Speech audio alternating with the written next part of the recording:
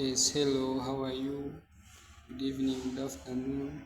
Hope all is well. Yeah, my name is Munji Ian, a student at my University of Science and Technology, doing computer science. Yeah, today I want to talk of a simple thing about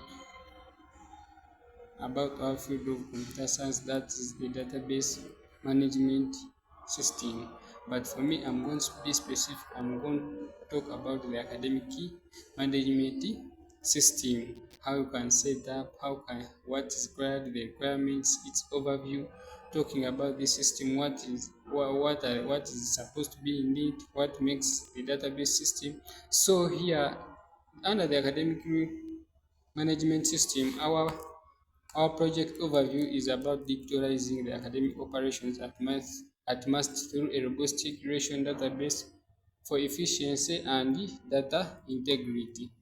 And here, our executive summary about this project, we are emphasizing we have 9 core database tables which are emphasizing system efficiency, that is designed using a 3RD normal form to eliminate data redundancy and money overhead in record management.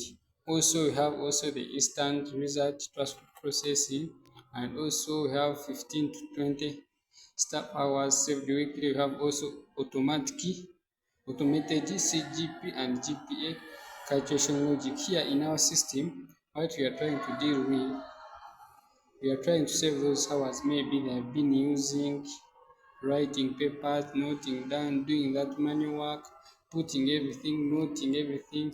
Here we are trying to save each and every work that may take that period of time, and here you are trying to save it to save those hours. And then also under this system, we also have the end users who are going to use this system. Over here, here as you see now, size we have the system user roles. Here we also have the end users; those are the administrators, lecturers, and students.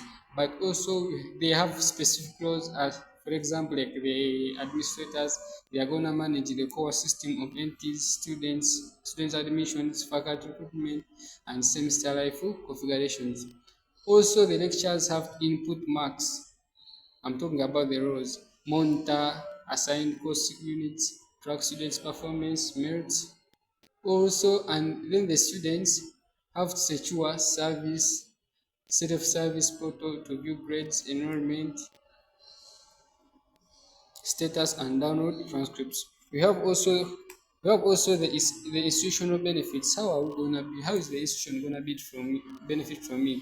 For example, first of all, we have actuaries and professions. This system is gonna provide MAST with free aid academic result tracking, significantly fostering a profession and a modernized history reproduction. Here it is going to reduce reliance on paper processes and ensuring that students scores are accurate, searchable, and always accessible to academic shareholders, meaning they can access anytime their results and they can be accessible as searchable at any time. Here we talk about the risk management. Risk under this system we are going to be managing which risks. For example, we start with data security. We strictly MySQL user permissions and passwords actually have been implemented to prevent authorized access. We also have automated backups. Delayed schedule of MySQL ensures that data recovery in the event of the system or hardware. Plus, you have also the integrity constraints. Here we check the constraints and email types to prevent invalid data entry. That is, for example, if you are acting with grades and gender, for example, for gender, when you're trying to enter male, it specifies it's supposed to be M or F. It specifies not being the same at the same time.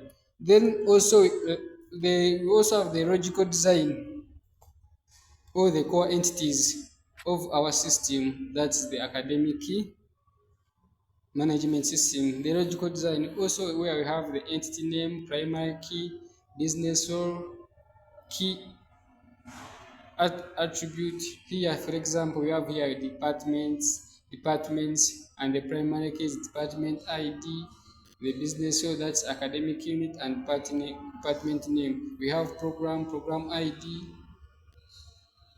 path degree as the business role, and the public key program name as the key attribute. We have also students ID, participant, and reg number as the key attribute, like as shown below, and like as shown in other things. Yes, we continue. We have a enhanced entity relationship. That's the ER diagram. Here it is just trying to bring out the relationship.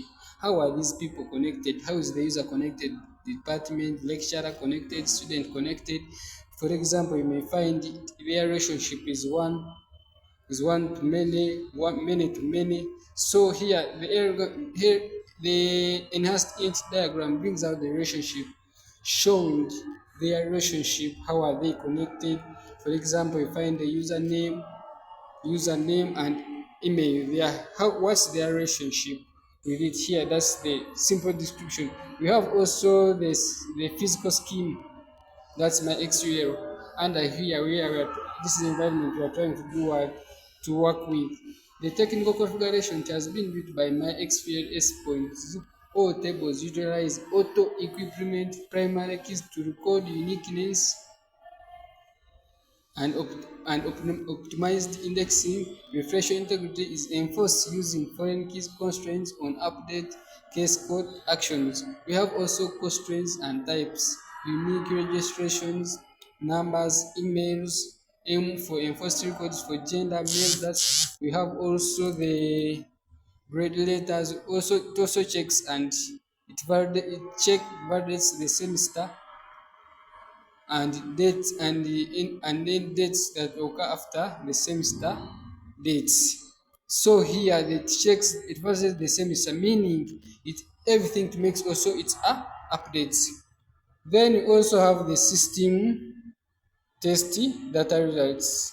Here with our system, we should expect this before we go the system. You expect an error, a cardinal verification, that is a verified system insert operations across all tables using a realistic master university database and student enrollment profiles. We also expect a query execution that is successful exceeded 6 on join queries, event reporting logic, and CGP calculations and student distributional reports. We also expect integrity testing, confirmed foreign key constraints, check throughs, reject invalid data entities. For example, maybe if you have marks, if you will have, no one can score, of course, 100 point something, 100. So here it checks and it requires them as invalid.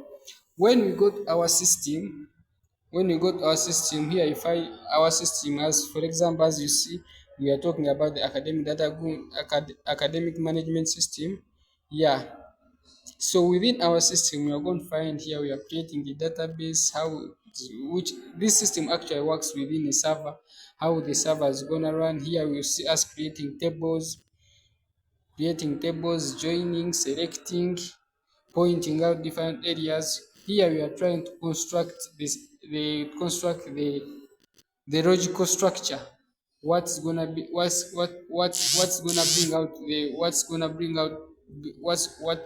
entity is gonna be displayed, the results, the primary key, and see how what's gonna be executed. For example, let's try to run our code. As we run our code, as you see, it has exceeded that it has out different tables. For example, we have result one result one showing the reg name Z, first name, last name, program, and course unit. Here, these are tables that we are trying. Remember, we are dealing with academic structure. We are dealing with the academics, meaning we expect tables to have, the student's name, the student's program, the lecturer doing what, the person teaching him, the course unit, the registration number. Yeah, this under this system, as we go for result 2, we expect We expect the course name, we expect the course name, the course unit, we expect for the result 3, we expect our name, the specify students, whether one is for computer science or one is for GUN.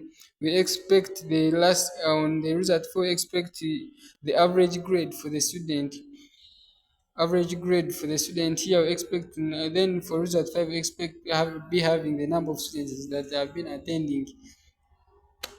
Then here we have also the CGPA calculation, the logical thing. As I told you, this program is testing for it is testing for GP calculation, student distribution reports. Yeah, under this system, that's what I'm trying to bring out. We have been doing a very successful insertion operation, successful, so we expect these things as to be displayed so far as we have been describing it under the data, under the system data results. Meaning expect query execution, integrity testing, query verification under this system that should be working, that should be working. So still under this system, still under this system, we expect to have report logical, we will expect to have students distribution reports. If you have these marks, if you have these your report, what have you been doing, your assessment. So expect these results to be handed over that everyone can easily access those project the his own or his or her own report. Then next we talk about the future roadmap. The future roadmap, here we are trying to talk about the digital elevation. Here, phase one, we integrate a secure life-based interface for remote faculty grading and student profile management via browser.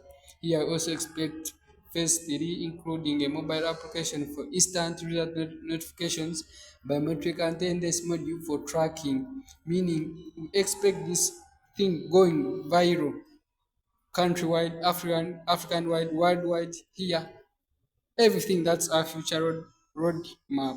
So I would like to say thank you for your attention. For any questions, drop down on my YouTube inbox, comment, yeah, share up. Thanks for your time.